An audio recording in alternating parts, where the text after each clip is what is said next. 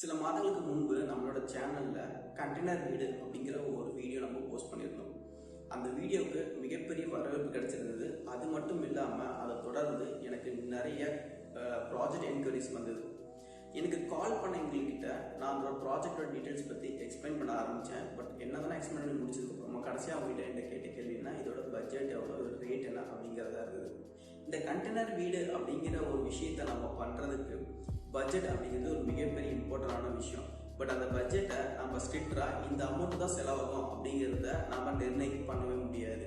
அது ஏன் அப்படிங்கிறத எக்ஸ்பிளைன் பண்ண போகிறது தான் இந்த வீடியோ. மேனேஜ் பிரசன்ஸ், இது மோஸ்ட் ஆர்கிடெக்ட். கண்டெய்னர் வீடோட பட்ஜெட் அப்படிங்கிறத நம்ம டிசைட் பண்ணுறது இல்லை, எப்படி நம்ம பட்ஜெட் அலாட் பண்ணுறோம் அப்படிங்கிறத தெளிவுபடுத்துறதுக்கு முன்னாடி நாங்கள் என்ன மாதிரி விஷயங்களை பண்ணுறோம் அப்படிங்கிறத உங்களுக்கு ஃபஸ்ட்டு நாங்கள் தெளிவுபடுத்துகிறோம். ஃபர்ஸ்ட் ஆஃப் ஆல் நாங்கள் ஒரு ஆர்கிடெக்ட். நாங்கள் கண்டெய்னர் ஃபேப்ரிகேட்டர் கிடையாது. ஆர்கிடெக்டுக்கும் கண்டெய்னர் ஃபேப்ரிகேட்டருக்கும் என்ன டிஃப்ரெண்ட் அப்படின்னா, இந்த கண்டெய்னர் ஃபேப்ரிகேட் அப்படிங்கிறவங்க ஷிப்பிங் கண்டெய்னர்ஸை லாட்லேருந்து எடுத்து அதை அவங்களோட வேர் ஹவுஸில் வச்சு அதை சரி பண்ணுவாங்க. அதை டேமேஜஸ் இருந்ததுன்னா அதை ரெடி பண்ணி அதை ரீசேல் பண்ணுவாங்க. இவங்க தான் பார்த்தீங்கன்னா கண்டெய்னர் வேர் ஹவுஸ் ஆக்சுவலி கண்டெய்னர் ஃபேப்ரிகேட்டர்ஸ் அப்படின்னு சொல்லுவாங்க. ஸோ இந்த சார்ந்த பீப்புள் தான் பார்த்தீங்கன்னா கண்டெய்னரை வச்சுட்டு ஆக்சுவலி பார்த்தீங்கன்னா உங்களுக்கு ஆன்சைட்டில் பார்த்தீங்கன்னா லேபர் குவார்டர்ஸ் இது மாதிரி சின்ன மாடிஃபிகேஷன் ரெடி பண்ணி சேல் பண்ணுவாங்க. ஸோ இந்த பீப்புள் தான் பார்த்தீங்கன்னா ரைட் ஹவுசஸ் இது போன்ற விஷயங்களை சேல் பண்ணிட்டு இருக்காங்க. ஸோ இவங்க தான் பார்த்தீங்கன்னா கண்டெய்னர் ஃபேப்ரிகேட்டர். ஆக்சுவலி நாங்கள் டோட்டலி டிஃப்ரெண்ட்.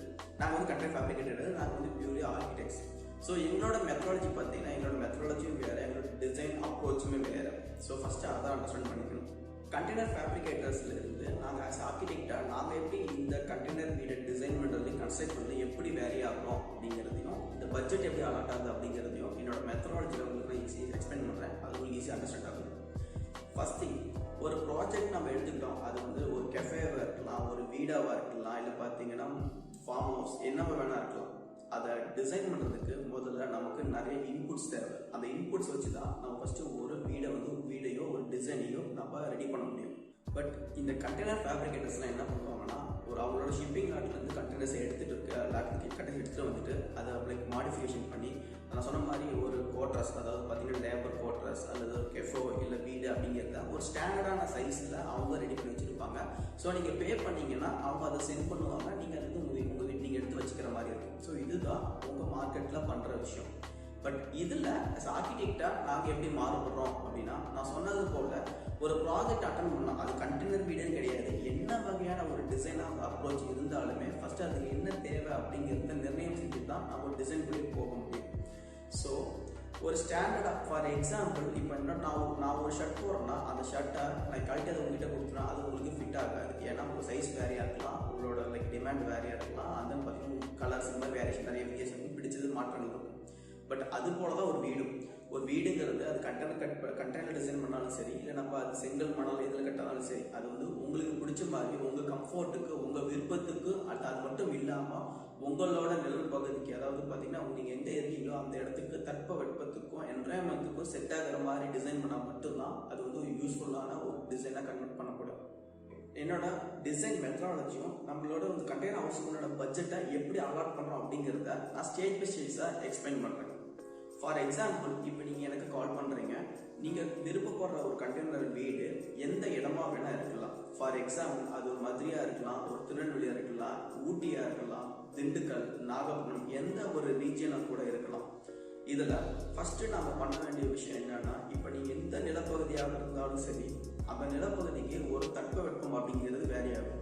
ஏன் ரொம்ப மிக இம்பார்ட்டன்ட்னா, ஆக்சுவலி என்ன கைண்ட் ஆஃப் வீடு கன்ஸ்ட்ரக்ட் பண்ணாலும் ஒரு தட்பவெப்பம், கிளைமேட்டிக்கல் அல்லது பார்த்தீங்கன்னா அந்த என்வரான்மெண்ட் அப்படிங்கிறது ரொம்ப ரொம்ப இம்பார்ட்டன்ட். அதை சார்ந்து தான் நாம் ஒரு டிசைன் பண்ணுவோம். அதில் இந்த கண்டெய்னருக்கு ஒரு கூடுதலான அக்கறை நம்ம காட்ட வேண்டியது இருக்குது. காரணம் என்னன்னா, இது முழுக்க ஒரு ஸ்டீலால் உருவாக்கப்பட்ட டிசைன், உருவாக்கப்படுற ஒரு வீடு. ஆக்சுவலி இருக்கிறப்போ இந்த வீடை நான் ஒரு ஸ்டாண்டர்டாக டிசைன் பண்ணி நானே ஒரு ஆன்சைட்டில் நாங்கள் ஒரு டிசைன் ஸ்டாண்டர்ட் பண்ணிவிட்டு அதை நாங்கள் டெலிவரி பண்ணோம். ஃபார் எக்ஸாம்பிள், நீங்கள் பர்ச்சேஸ் பண்ணுறீங்க ஒரு ஊட்டியில் இருந்தாலோ இல்லை கோயம்புத்தூர் அல்லது திருச்சி இல்லை மதுரை இருந்தீங்களோ, நான் கொடுக்கப்பட்ட ஒரு ஸ்டாண்டர்ட் டைமென்ஷன் பார்த்தீங்கன்னா உங்களோட வெப்பத்துக்கு பார்த்தீங்கன்னா அது சார்ந்ததாக இருக்காது, அது சரியானது இருக்காது. ஸோ அதனால தான் முதல் விஷயம் தட்பவெப்பம் எந்த நிலப்பகுதி சார்ந்துட்டீங்கிற இன்புட் எடுத்துக்கிட்டு அதை சார்ந்து நாங்கள் டிசைன் மேக் பண்ணுவோம். ஓகே, ஒன் மோர் திங் என்ன விஷயம் இல்லை, இன்னொரு விஷயம் நம்மளுக்கு பார்க்க வேண்டியது இருக்குன்னா அண்ட் தென் பார்த்தீங்கன்னா டிஸ்டன்ஸ் அண்ட் தென் டிரான்ஸ்போர்ட். இப்போ நான் சொன்ன மாதிரி ஒரு வேர்ஹவுஸ் வந்து ஒரு கண்டெய்னர் லைக் அதாவது பார்த்தீங்கன்னா ஷிப்பிங் கண்டெய்னர் வேர்ஹவுஸ், அதாவது பார்த்தீங்கன்னா ஃபேப்ரிகேட்டர்னு ஒரு கண்டெய்னர் பர்ச்சேஸ் பண்ணுறோம்னா தென் குறைந்தபட்ச பார்த்தீங்கன்னா நம்ம கண்டெய்னர் பர்ச்சேஸ் பண்ணும்போது அது பார்த்தீங்கன்னா 90,000 1 லட்ச ரூபாய் பார்த்தீங்கன்னா நமக்கு வெறும் ரா எம்டி கண்டெய்னரோட காஸ்ட் மட்டுமே இருக்கும். அந்த கண்டெய்னரை அது நம்மளுக்கு பார்த்தீங்கன்னா நம்மளோட தமிழ்நாட்டில் 3 நிலப்பகுதியில் வந்து நம்ம கண்டெய்னர்ஸ் வந்து பர்ச்சேஸ் பண்ண முடியும். ஒன்று பார்த்தீங்கன்னா தூத்துக்குடி, சென்னை அண்ட் தென் கொச்சி. இந்த இடங்கள் வந்து நம்ம கண்டெய்னர் பர்ச்சேஸ் பண்ணலாம். இந்த இடத்துல இருந்து நம்ம குறிப்பிட்ட இருக்கிற இடத்துக்கு நம்ம கண்டெய்னரை எடுத்துகிட்டு வர்றதுக்கு அதுக்கு உண்டான ஒரு சார்ஜஸ் ஆகும். குறைந்தது பார்த்தீங்கன்னா உங்களுக்கு 20,000 வந்து 30,000 ரூபாய் வந்து லைக் பார்த்தீங்கன்னா டிரான்ஸ்போர்ட்டேஷன் மட்டுமே நம்மளுக்கு செலவாகும், கண்டெய்னரோட செலவு இல்லாமல். இது எப்படின்னு மாறுபடும்னா இதில் நம்ம ஒரு கண்டெய்னர் வாங்கினா இவ்வளோ காஸ்ட் ஆகும், 2 கண்டெய்னர் எத்தனை கண்டெய்னர்ஸ் வாங்குவோம் அதுக்கு அந்த மாதிரி இந்த டிரான்ஸ்போர்ட்டேஷன் மாறுபடும். அது மட்டும் இல்லாமல் நம்ம இருக்கிற இடம் வந்து ரொம்ப இம்பார்ட்டன்ட். எதனால இப்போ கண்டெய்னர்ஸ் நம்ம பர்ச்சேஸ் பண்ணோம், நம்ம அவங்க லோட் பண்ணிடுவாங்க, அதை வந்து டெலிவரி நம்ம சைட்டுக்கு டெலிவரி பண்ணுவாங்க. ஒன்ஸ் நம்ம சைட்டுக்கு டெலிவரி ஆனதுக்கப்புறம் அதை வந்து நம்ம இறக்கி வைக்கணும். அதை வந்து நம்ம மேனுவல் பவர், அதாவது பார்த்தீங்கன்னா ஹியூமன்ஸால இறக்கி வைக்க முடியாது, அதுக்கு கிரைன்ஸ் கண்டிப்பாக தேவை. இப்போ நம்ம இருக்கிற நிலப்பகுதி ஃபார் எக்ஸாம்பிள் திண்டுக்கல்ல இருந்து ஒரு திண்டுக்கல்ல நம்ம வீடு டிசைன் பண்ணுறோம்னா இப்போ திண்டுக்கல் சிட்டியாக இருந்ததுன்னா சிட்டிக்குள்ள பார்த்தீங்கன்னா பக்கத்துலேயே வந்து கிரைன்ஸ் அவைலபிளாக இருக்கும். ஸோ அந்த கிரைனுக்குன்னு ஒரு வாடகை இருக்கும், அதுக்குன்னு ஒரு காஸ்ட் ஆகும், ஒரு ஹேண்ட்லிங் சார்ஜஸ் கண்டிப்பாக ஆகும். இன்கேஸ் இப்போ நம்ம திண்டுக்கல்ல இருந்து கிட்டத்தட்ட ஒரு 50 கிலோமீட்டர் தூரமாக ஒரு இடத்துல இருக்கோம்னா அந்த இடத்துல ட்ரெயின் வசதி இல்லைன்னா நம்ம ட்ரெயினை கால் பண்ணி வர வைக்கணும். ஸோ அதுக்கு ஒரு தனியார் சார்ஜஸ் ஆகும். ஸோ இது போன்ற ஃபர்ஸ்ட் விஷயமே பார்த்தீங்கன்னா இந்த டிரான்ஸ்போர்ட்டேஷன் அப்படிங்கிற விஷயமே பார்த்தீங்கன்னா நம்மளோட பட்ஜெட்லேருந்து இடத்துக்கு தகுந்த மாதிரி பார்த்தீங்கன்னா வேரி ஆகும். ஸோ அதனால நம்ம இது எஸ்டிமேட் நம்ம இனிஷியல் தான், இது ஸ்டாண்டர்ட் அமௌண்ட்டாக நம்ம வந்து ஃபிக்ஸ் பண்ண முடியாது, இதுவும் ஒரு பட்ஜெட்டில் ஒரு பார்ட். நான் சொன்னது போல் கிளைமேட் அப்படிங்கிறது மிகப்பெரிய இம்பார்ட்டன்ட். ஸோ இந்த கிளைமேட்டுக்கு ஏற்றது போல் நம்மளோட இன்ஸ்டேஷன், அதாவது இந்த ஸ்டீல் இருக்குன்னா வெப்பம் உள்ள கடத்தாதபடி நம்ம வந்து ஒரு தெர்மல் இன்ஸ்டேஷன் அப்படிங்கிறத நம்ம இந்த உள்ள லேயராக வந்து கிரியேட் பண்ணோம், ஒரு ஃபேக் வாலை கிரியேட் பண்ணோம். இந்த ஃபேக் வால் எல்லா இடத்துக்கும் ஈக்குவலான ஒரு டைமென்ஷனில் ஒரு மெட்டீரியல் யூஸ் பண்ணுவோம்னா கண்டிப்பாக கிடையாது. இப்போ ஊட்டியாக இருப்பீங்க, கஸ்டமர் ஊட்டிக்கு நீங்கள் டிசைன் பண்ணி கேட்டிங்கன்னா ஊட்டியாக இருந்ததுன்னா அதுக்கு நாங்கள் யூஸ் பண்ணுற மெட்டீரியலும் உள்ள ஒரு இன்ஸ்டேஷனும் வேறு மாதிரி மெட்டீரியல்ஸாக இருக்கும், வேறு லைக் திக்னஸ் வேறையாக இருக்கும். இப்போ இதுவே நீங்கள் கோயம்புத்தூர், திருச்சி, மதுரை, திருநெல்வேலி இது போல இடம் மாற இது உள்ளே இருக்கிற இன்ஸ்டேஷனும் கிளைமேட்டுக்கு ஏற்றபடி இந்த சேஞ்சஸ் ஏற்படுத்தும். ஸோ இது மூலியமாகவும் நம்மளோட காஸ்ட் பார்த்தீங்கன்னா வேரி ஆகும். கிளைமேட், டிரான்ஸ்போர்ட்டேஷன் இதை தொடர்ந்து நம்மளோட சைட் கண்டிஷன் ரொம்பவே இம்பார்ட்டன்ட், அதுவும் one part of the budget. அது ரொம்ப லைக் ஏன்னா இப்போ நம்ம சைட் அப்படின்னா உங்களோட சைட் அது என்னவான சைட்டாகவும் இருக்கலாம். இப்போ நான் ரெடிமேடாக தயார் பண்ணுற விஷயம் உங்கள் சைட்டுக்கு சூட்டபுள் ஆகாததுக்கு மிகப்பெரிய காரணம் என்னன்னா நீங்கள் கால் பண்ணுற அல்லது உங்களோட சைட் கண்டிஷன் பார்த்தீங்கன்னா வேறுபடலாம். இப்போ 10 பேர் இருக்காங்கன்னா 10 பேரோட சைட்டோட அளவுகளும் அவங்களோட திசை, அதாவது ரோடு அப்ரோச்சும் பார்த்தீங்கன்னா ஒன்று போல இருக்கவே இருக்காது.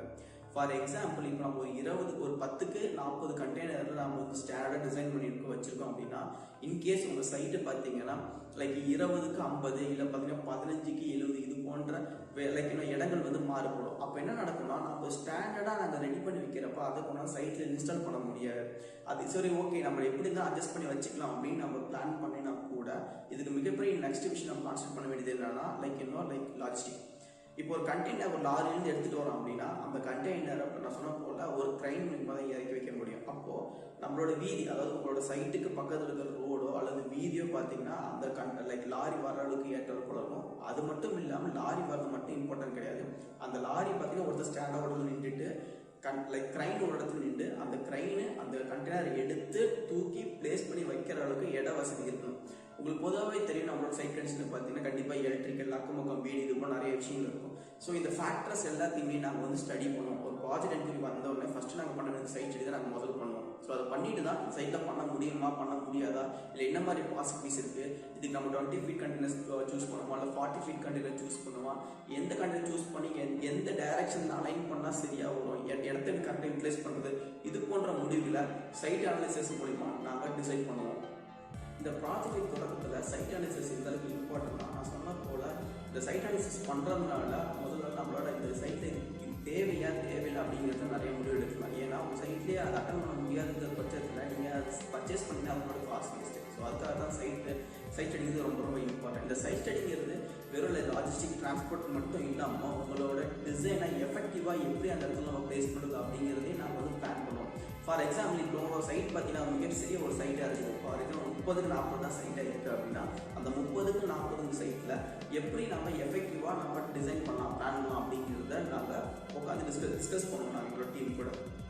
ஃபார் எக்ஸாம்பிள் இப்போ உங்களுக்கு பார்த்தீங்கன்னா 2 பெட்ரூம் தேவைப்படுது, இல்லை பார்த்தீங்கன்னா 4 பெட்ரூம் தேவைப்படுது அப்படின்னு ஒரு ஃபார் எக்ஸாம்பிள் சொல்கிறேன். அப்படி இருக்கிறப்போ இப்போ 2 கண்டெய்னர் பார்த்தீங்கன்னா ஸ்டாண்டாக ஃபார் எக்ஸாம்பிள் இந்த லைக் ஸ்டீல் லைக் இந்த வேரஸ்லேருந்து எடுத்துகிட்டு வர கண்டெய்னர்ஸை இந்த கண்டெய்னர் ஃபேப்ரிகேட்டர்ஸ் என்ன பண்ணுவாங்கன்னா ஸ்டாண்டாக டைமென்ஷன் தான் இருக்கும், அது மாடிஃபிகேஷன் பண்ண மாட்டாங்க. லைக் இருக்கிற டைமென்ஷன் அப்படியே உள்ள பார்ட்டிஷன் பண்ணிட்டு உங்கள் ரூம்ஸை கொடுப்பாங்க. நீங்கள் அதை தான் கொண்டாந்து இங்கே ரிப்ளேஸ் பண்ணுற மாதிரி இருக்கும். பட் ஆனால் நாங்கள் அதை அப்படி பண்ண மாட்டோம். நான் சொன்ன மாதிரி உங்களோட சைட் ஸ்டடி பண்ணிவிட்டு உங்களோட சைட் லாஜிஸ்டிக்ஸ்லாம் பார்த்துட்டு எப்படி இருக்குங்கிற அனலைஸ் பண்ணிட்டு அந்த என்வரன்மெண்ட் அனலைஸ் பண்ணிட்டு கண்டெய்னரை எத்தனை கண்டெய்னர் வாங்கினா போதும் அப்படிங்கிறத நாங்கள் வந்து டிசைட் பண்ணோம்.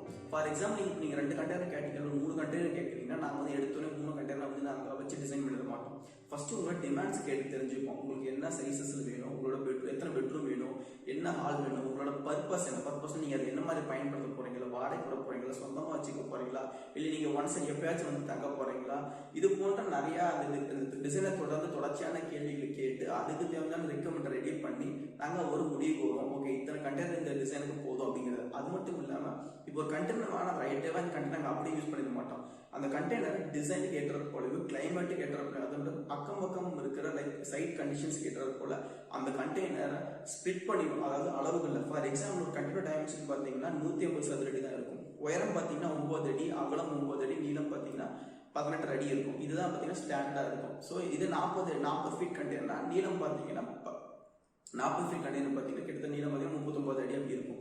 ஸோ இதை என்னன்னா இது அப்படியே நாங்கள் எடுத்துக்காம சைட்டுக்கு ஏற்றாது போல அதை கட் பண்ணி எய்தர் உயரத்திலேயோ இல்லை அகலத்திலேயோ நீளத்திலேயோ கட் பண்ணி மாடிஃபை பண்ணுவோம். ஸோ இப்போ என்ன நடக்கும்னா இப்போ ஒரு கண்டெய்னர் பார்த்தீங்கன்னா 150 ஸ்கொயர் ஃபீட் அப்படி இருக்குன்னா நாங்கள் என்ன பண்ணோம், 150 ஸ்கொயர் ஃபீட்டாக இருக்கிறத பார்த்தீங்கன்னா 250ஆவோ இல்லை 200ஆவோ இல்லை 300ஆவோ பார்த்தீங்கன்னா நாங்கள் மாற்றி அமைப்போம்.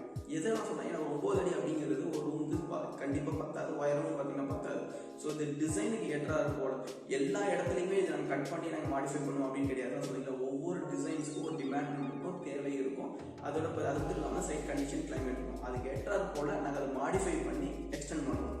அடுத்ததான் நாம் பார்க்க வேண்டிய விஷயம், இந்த ரெடிமேடில் இருக்கிற இன்னொரு ரெடிமேடாக நம்ம கண்டெய்னர் பர்ச்சேஸ் பண்ணல மிகப்பெரிய இன்னொரு ப்ராப்ளம் என்னன்னா சர்வீசஸ். இப்போ நம்ம ஒரு வீடு வாங்கிட்டோம், அதை லைக் நம்ம ஒரு ரெடிமேடை வாங்குறீங்கன்னா அதை கொண்டு வந்து அப்படி சைட்டில் வச்சிட முடியாது. ஃபஸ்ட்டு அதுக்கு சைட்டில் செட் பண்ணுறதுக்கு ஒரு பேஸ்மெண்ட் அப்படிங்கிற ஒரு விஷயம் வேணும். அதுக்கப்புறம் எலக்ட்ரிக்கல், ப்ளம்பிங் இது போன்ற சார். அப்புறம் பார்த்தீங்கன்னா உங்களோட வேஸ்டேஜஸ், டாய்லெட், வாட்டர்ஸ் எல்லாம் வெளியே போகிறதுக்கு, அந்த உங்களுக்கு குடி தண்ணி இது போன்ற விஷயங்களை அரேஞ்ச் பண்ணுறதுக்கு ஒரு பேசிக் நெசசிட்டி வேணும். பட் நீங்கள் ஒரு கண்டெய்னர் பர்ச்சேஸ் பண்ணுறீங்க, அந்த விஷயம் எதுவுமே உங்களுக்கு தெரியாமல் எதுவுமே அந்த இடத்துல எப்படி பண்ண போகிறதுல ஒரு ஐடியா இல்லாமல் நீங்கள் ஜஸ்ட் ஒரு இடத்துல பர்ச்சேஸ் பண்ணி கொண்டு வைக்கிறதுனால ஒரு யூஸுமே கிடையாது. அது 50% தான் உங்களோட சாட்டிஸ்ஃபை பண்ணுது.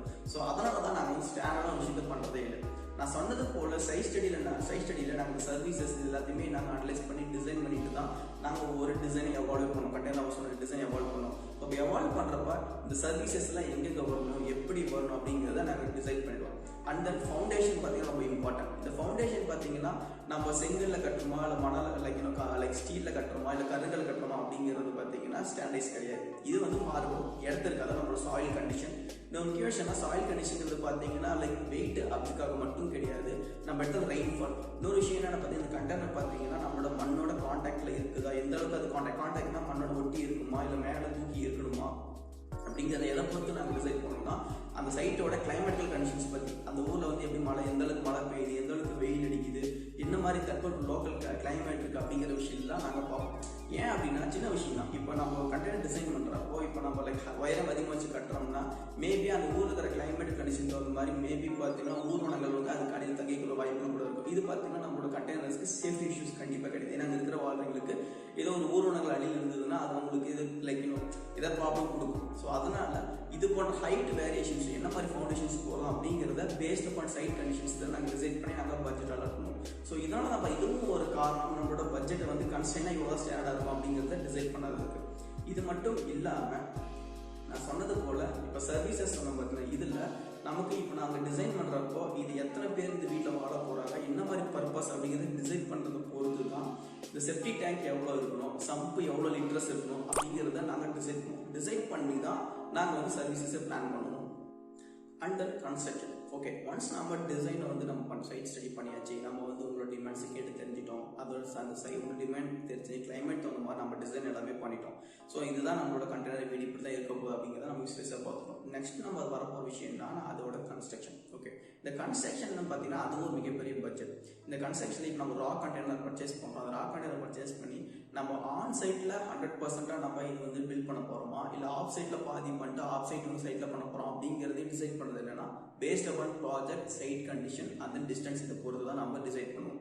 ஸோ சம் கேசஸ்ல இந்த சைட் ஒரு சிட்டிக்கு நியரஸ்டா இருக்கு அப்படின்னா most of the building construction process பண்ண ஆன் சைட்ல பண்ண போறோம். ஏன் வந்து ஆன் சைட்ல இது பண்றோம்னா அக்கார்டிங் டு சைட் கண்டிஷன் நம்ம பண்றப்போ நம்மளுக்கு தேவைக்கு ஏற்ற மாதிரி மாடிஃபிகேஷன் ஈஸியா பண்ண முடியும். இப்போ ஒருவேளை நம்ம ஆஃப் சைட்ல வந்து இப்போ நம்ம ஆல்ரெடி ரெடிமேடா ஒரு இடத்துல இப்போ ஃபார் பிளம்பிங்கோ ஒரு எலக்ட்ரிக்கல் ஒர்க்கோ பண்ணிட்டோம் அப்படின்னா நம்ம சைட்டுக்கு வரப்ப ஏதாச்சும் ஒரு மாற்றங்கள் ஏற்படுத்தணும் அப்படின்னா அது மிகப்பெரிய ஒரு சேலஞ்சஸா இருக்கும். அதன் பார்த்தீங்கன்னா சரி வர ஸ்பிட் ஆகிறதுக்கு நிறைய வாய்ப்புகள் இருக்கு.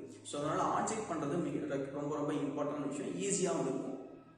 அது மட்டும் இல்லாம நான் சொன்னது போல இப்போ நம்ம சைட் கண்டிஷன்ஸ் ஃபார் எக்ஸாம்பிள் இப்போ நம்ம ஒரு மலைப்பிரதேசத்தில் ஒரு காட்டுக்குள்ள வேற ஹவுஸ்ல கட்டுறோம் அப்படின்னா அந்த இடத்துக்கு இப்போ எல்லா வசதியும் கொண்டாந்து அங்கேயே வச்சு பில்ட் பண்ற அளவுக்கு வசதி கண்டிப்பாக இருக்காது. அப்படி பண்ற மாதிரி அதிகமான பொருட்செலவு ஏற்படும்.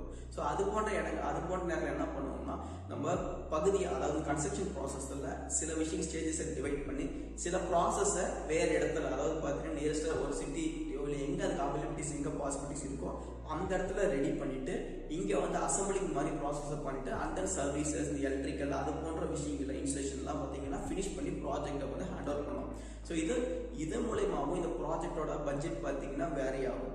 ஸோ இது போல ஒவ்வொரு ஸ்டேஜஸும் பார்த்தீங்கன்னா பட்ஜெட்டுங்கிறது ஒரு பாயிண்ட்ல மட்டும் கிடையாது. நான் சொன்ன மாதிரி கிளைமேட், சைட்டு, டிரான்ஸ்போர்ட்டேஷன், இந்த இன்ஸ்டலேஷன், அப்புறம் சர்வீசஸ், அப்புறம் டிசைன் லைக் நம்ம டிசைன் ரெக்யர்மெண்ட், இது போல நிறைய ஆஸ்பெக்ட்ஸ் பார்த்தீங்கன்னா இந்த பட்ஜெட்குள்ள இருக்கு.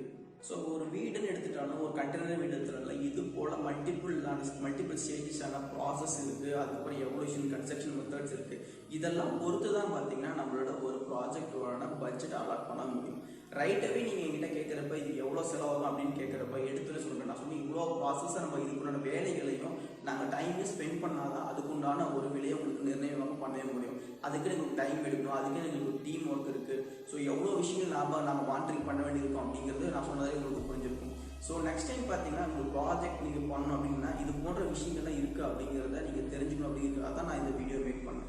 சரி ஓகே, நான் பட்ஜெட்டோட ப்ராசஸ் சொல்லிட்டேன். பட் இருந்தாலும் எனக்கு ஒரு சின்ன ஒரு ஐடியா கொடுப்போம். ஓகே எனக்கு இப்போ எவ்வளோனே தெரியாமல் நான் எப்படி இது நான் வந்து இதுக்கு ஒரு கால் பண்ணுறது அப்படின்னு இருக்குன்னா குறைஞ்சது பார்த்தீங்கன்னா நம்ம ஒரு வீடு ஒரு பேசிக்கான ஒரு 2 பெட்ரூம் கன்ஸ்ட்ரக்ட் பண்ணோம் அப்படின்னா உங்களுக்கு குறைஞ்சது 7 லட்சம் 8 லட்சம் ரூபாய் கண்டிப்பாக பார்த்தீங்கன்னா செலவாகும். அது கம்மியாக பார்த்தீங்கன்னா அது குறையிறதுக்கும் வாய்ப்பு இருக்கு, அதிகமாகிறதுக்கும் வாய்ப்பு இருக்கு. நான் சொன்ன மாதிரி இவ்வளோ ஸ்டேஜஸ் ப்ராசஸை பொறுத்து தான் அது எவ்வளோ ஆகும் டிசைட் பண்ணுறது. ஆனால் குறைஞ்சது பார்த்தீங்கன்னா 7 8 லட்சம் ரூபாய்க்கு கண்டிப்பான இது ஆக செலவாக இருக்கும். இந்த கண்டெய்னர் வீடு அப்படிங்கிற வர்றப்போ இன்னொரு நெக்ஸ்ட் என்கிட்ட அதிகமாக கேட்கப்பட்ட கேள்வி என்னன்னா நான் லைக் என்கிட்ட பேசுறேன் என்ன சொல்றாங்கன்னா அப்போ நான் வந்து கல்லில் வீடு கட்டினா வந்து எனக்கு 20 லட்ச ரூபா ஆகும், இதுல வந்து எனக்கு பாதி தான் செலவாகும் அப்படிங்கிறதுக்காக தான் நான் அதை கட்ட வரேன். ஏன்னா ஒரு 3 லட்ச ரூபா ஆகும் 4 லட்சம் ஆகும் அப்படிங்கிற மாதிரி கேள்விகள் தான் என்கிட்ட தொடர்ந்து வருது. இதில் முழுசாக நம்ம புரிஞ்சிக்க வேண்டியது என்னன்னா இந்த கண்டெய்னர் வீடு அப்படிங்கிற கன்ஸ்ட்ரக்ட் பண்ணாலும் நம்மளோட பட்ஜெட்ல பார்த்தீங்கன்னா மிகப்பெரிய அளவு பட்ஜெட் கம்மியாகும் அப்படின்னு நீங்கள் எதிர்பார்க்கக்கூடாது. அது வந்து கன்ஸ்ட்ரக்ஷன் காஸ்ட் வந்து பட்ஜெட் கம்மியாகும் அப்படிங்கிறது மட்டும் பட்ஜெட் கிடையாது. ஏன்னா ஒரு வீடு ஒரு ப்ராஜெக்ட் நம்ம எக்ஸிக்யூட் பண்ணோம்னா லாங் டேர்ம்ல அது நம்மளுக்கு எந்த அளவுக்கு பெனிஃபிட் கொடுக்குது அப்படிங்கிறத பொறுத்தும் பட்ஜெட் அப்படிங்கிறது நினைக்கப்படும். ஃபார் எக்ஸாம்பிள் இப்போ நீங்கள் சாதாரண ஒரு வீடு கட்டுறீங்க அப்படின்னா அதுக்கு நீங்கள் ஒரு 15 லட்சம் செலவு பண்ணுறேன் அப்படின்னா லைக் கண்டெய்னர் இது போன்ற வீடு கட்டுறதுக்கு பார்த்தீங்கன்னா 8 to 10 லட்சம் ரூபாய் பார்த்தீங்கன்னா செலவாகும். உங்களுக்கு இதுலேயே பார்த்தீங்கன்னா உங்களுக்கு பார்த்தீங்கன்னா 30% குறைஞ்சது 30% உங்களுக்கு கண்டிப்பாக செலவு கம்மியாகும். அது மட்டும் இல்லாமல் இந்த 30% செலவாக மட்டும்தான் உங்களுக்கு ப்ராஃபிட்டா அப்படின்னு அது மட்டும் கிடையாது. ஏன்னா என்ன நினைக்கிறாங்கன்னா காஸ்ட் 20 லட்ச ரூபாய்னா 10 லட்ச ரூபாய் கம்மியாகுமா 8 லட்ச ரூபாய் கம்மியாகும் அப்படிங்கிறத மட்டும்தான் கால்குலேட் பண்ணுறாங்க. அது மட்டும் இல்லை, இதில் 2 விஷயம் இருக்கு. இப்போ நம்ம ஒரு சைட் இருக்கு அப்படின்னா ஒரு கண்டெய்னர் ஹவுஸ் அப்படின்னு நம்ம கட்ட போறோம்னா 2 ஆஸ்பெக்டுக்காக நம்ம கன்ஸ்ட்ரக்ட் பண்ணோம். ஒன்று டெம்பரரியே இருந்தால் போதும் அப்படிங்கிற ஒரு ஆஸ்பெக்ட்ல கன்ஸ்ட்ரக்ட் பண்ணோம். என்கிட்ட காசு கம்மியாக இருக்கு அப்படிங்கிறதுக்காக தான் நம்ம இந்த முடிவுக்கு நீங்கள் வருவீங்க. இதில் எந்த முடிவாக இருந்தாலும் என்ன ஒரு பெனிஃபிட்னா ஃபர்ஸ்ட் ஆஃப் ஆல் இப்போ உங்கள் சைட்டை வந்து நான் டெம்பரரி தான் யூஸ் பண்ணணும் அப்படிங்கிறது கட்டுற ஆளாக இருந்தீங்கன்னா இந்த சைட்டை நம்ம எந்த அளவுலையும் டிஸ்டர்ப் பண்ண போகிறது கிடையாது. இப்போவே நம்ம செங்கல் வீடுல என்னதான் குறைஞ்ச செலவில் கட்டி இருந்தாலுமே ஒரு 10 லட்ச ரூபாய் கட்டியிருந்தாலுமே ஒரு பீரியடுக்கு அப்புறமா நம்ம வந்து பெருசாக நம்ம கட்டலாம் அப்படின்னு நீங்கள் முடிவு பண்ணீங்கன்னா அந்த 10 லட்ச ரூபாயை இடிச்சிங்கன்னா அந்த 10 லட்ச ரூபாயில உங்களுக்கு ரிட்டர்ன்ஸ் பார்த்தீங்கன்னா உங்களுக்கு ஒன்றும் சொல்கிற அளவுக்கு எதுவுமே இருக்காது. அது மட்டும் இல்லாமல் அதை இடிக்கிறதுக்கு ஒரு செலவாகும். வந்து பார்த்தீங்கன்னா உங்கள் சைட் ஆல்ரெடி டிஸ்டர்ப் ஆகிடும். ஸோ இது ஒரு ப்ராப்ளம், உங்களுக்கு ரிட்டர்ன்ஸே கிடையாது. அன்லஸ் இப்போ நான் வந்து கண்டெய்னர் ஹவுஸ் நான் கன்ஸ்ட்ரக்ட் பண்றப்போ ஃபார் எக்ஸாம்பிள் இப்போ நான் 10 லட்ச ரூபாய் செலவு பண்ணி அந்த கன்ஸ்ட்ரக்ட் நான் பண்ணியிருக்கேன் அப்படின்னா இன்னைக்கு இருக்கிற கரண்ட் ரேட்டுக்கும் ஒரு 5 வருஷம் கழிச்சு ஒரு 10 வருஷம் கழிச்சு ஆன அப்புறம் கூட நீங்க அந்த ஸ்ட்ரக்சரை எடுத்து ரிமூவ் பண்ணி நீங்க வந்து ரீப்ளேஸ் பண்ணணும். ஸோ அப்போ என்ன நடக்குதுன்னா நீங்க போட்ட அந்த 10 லட்ச ரூபாங்கிறது 10 லட்ச ரூபாயில எந்த வேஸ்ட்டுமே இல்லாம அது வந்து ரீப்ளேஸ் பண்ணப்படும். அப்படி இல்லைன்னா அதை நீங்க ரீசேல் பண்ணலாம். இப்போ நீங்கள் ஒரு வீடு இருக்கீங்கன்னா அந்த இடத்துல இருக்கிற இடத்துல வச்சு தான் ரீசேல் பண்ணி அந்த லேண்டே சேர்த்து நீங்கள் சேல் பண்ணணும். பட் இப்படி கண்டெய்னர் ஹவுஸாக இருக்கிறப்ப நீங்கள் கண்டெய்னர் ஹவுஸை மட்டும் சேல் பண்ணலாம். அந்த லேண்ட் பார்த்தீங்கன்னா உங்ககிட்டே இருக்கும். ஸோ அப்படி பார்க்குறப்ப இது மிகப்பெரிய உங்களுக்கு ஒரு ப்ராஃபிட். அந்த ஒன் மோர் திங், நீங்கள் இன்வெஸ்ட்மெண்ட் அமௌண்ட் பார்த்தீங்கன்னா உங்களுக்கு குறைஞ்சது 70% உங்களுக்கு ரிட்டர்ன்ஸ் கிடைக்குது. அப்போ இது எல்லாமே பார்த்தீங்கன்னா இப்போ 10 லட்ச ரூபாய் 20 லட்ச ரூபாயில் நான் 10 லட்ச ரூபாய் செலவு பண்ணி வீடு கட்டிருக்கேன்னா உங்களுக்கு அந்த 10 லட்ச ரூபாய் 20 வருஷம் கழிச்சு ஒரு 10 வருஷம் கழிச்சு அந்த 10 லட்ச ரூபாய் பார்த்தீங்கன்னா 5 லட்ச ரூபாய் ரிட்டர்ன்ஸ் அப்படியே உங்களுக்கு கிடைக்க ஆரம்பிக்குது. ஸோ இதெல்லாம் தான் இந்த கண்டெய்னர் ஹவுஸோட மிகப்பெரிய பார்த்தீங்கன்னா பெனிஃபிட்ஸ். ஸோ நீங்கள் இந்த ஆஸ்பெக்ட்லேயும் பார்க்கணும். வெறும் கன்ஸ்ட்ரக்ஷன் காஸ்ட்டில் மட்டும் கண்டெய்னர் வீடை வந்துட்டு லோ காஸ்ட் ஹவுசிங்கோ இல்லை பட்ஜெட் ஹவுஸை கன்சிடர் பண்ணுறது ஒரு சரியான விஷயமா இருக்காது. ஒரு கண்டெய்னர் வீடுனா என்ன, அது எப்படி டிசைன் பண்ணுறோம், அதுக்கு பின்னாடி இருக்கிற மெத்தடாலஜி என்ன, ப்ராசஸ் என்ன, ஸோ அது நீங்கள் வேர் ஹவுஸ்லேருந்து டைரெக்டாக ஒரு ரெடிமேட் வாங்குறதுக்கும் ஒரு ஆர்கிடெக்டை டிசைன் பண்ணி நாங்கள் எக்ஸிக்யூட் பண்ணுறதுக்கும் என்ன மாதிரி ப்ராசஸ் அப்படிங்கிறத நான் தெளிவாக சொல்லியிருப்பேன். கண்டிப்பாக உங்களுக்கு பிடிச்சிருக்கும், தெளிவானதாக இருக்கும் நான் நம்புகிறேன். உங்களுக்கு இது போல் ஏதாச்சும் ஆர்கிடெக்சர் ப்ராஜெக்ட்ஸோ இல்லை வந்து கண்டெய்னர் ஹவுஸில் உங்களுக்கு டிசைன் பண்ண விருப்பம் இருந்தால் எங்கள் நம்பருக்கு காண்டாக்ட் பண்ணுங்கள். இந்த வீடியோ உங்களுக்கு பிடிச்சிருந்தா லைக் பண்ணுங்கள், ஷேர் பண்ணுங்கள். உங்களுக்கு எந்த கொஸ்டின்ஸ் இருந்தாலும் கமெண்ட் பாக்ஸில் கமெண்ட் பண்ணுங்கள். மறக்காம மேடச்சி சேனலுக்கு சப்ஸ்கிரைப் பண்ணுங்க. Until this is Madan, I am an architect.